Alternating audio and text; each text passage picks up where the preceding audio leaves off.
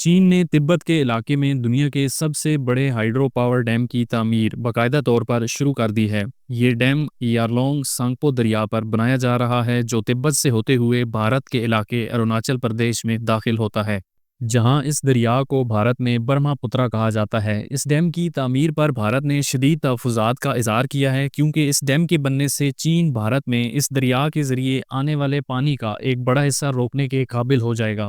حالیہ برسوں میں چین نے کئی دفعہ کھل کر یا اشاروں میں بھارت کو خبردار کیا کہ اگر بھارت نے پاکستان کا پانی روکا تو چین بھی بھارت کے پانی خصوصاً برہما پترا کو روک کر بھارت کے لیے مشکلات پیدا کرے گا۔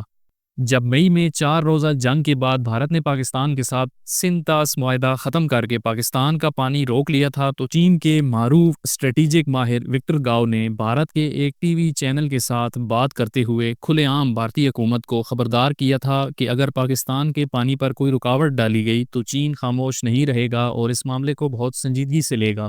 انہوں نے کہا تھا کہ چین چونکہ اپ سٹریم یعنی اونچے حصے پر واقع ہے، لہٰذا بھارت کو نتائج کا ادراک ہونا چاہیے، اور اب وہی ہوا ہے جس کا چین نے بھارت کو وارن کیا تھا۔ اب چین دنیا کا سب سے بڑا ڈیم بنا کر بھارت کا پانی روکنے جا رہا ہے۔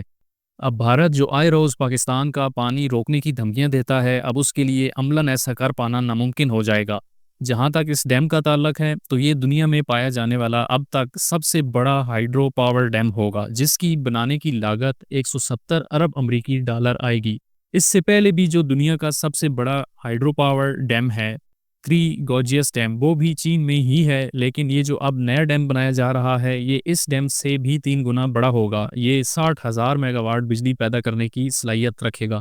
اروناچل پردیش جہاں اس دریا کا پانی جاتا ہے یہ بھارت کے کنٹرول میں ہے، لیکن چین اسے آج بھی اپنا علاقہ سمجھتا ہے اور بین الاقوامی فورمز اور سرکاری نقشوں میں اسے زنگنان جنوبی تبت کے طور پر دکھاتا ہے۔ چین نے حال ہی میں بھارت کی ریاست اروناچل پردیش میں موجود 27 جگہوں کے لیے چینی اور تبتی زبان میں نئے نام بھی جاری کر دیے ہیں۔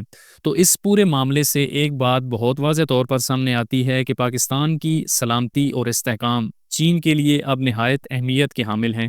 چین اب اس بات کو یقینی بنانے کے لیے ہر ممکن قدم اٹھا رہا ہے کہ پاکستان کو کسی بھی قسم کا اندرونی یا بیرونی خطرہ لاحق نہ ہو۔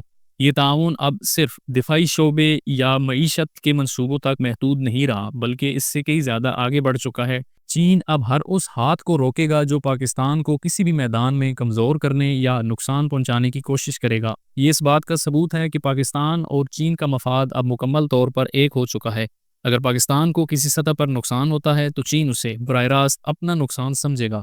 اگر آپ چین کے نقشے پر نظر ڈالیں تو یہ بات اور بھی واضح ہو جاتی ہے کہ ایسا کیوں ہے۔ چین کے گرد تمام سرحدوں پر کشیدگی پائی جاتی ہے۔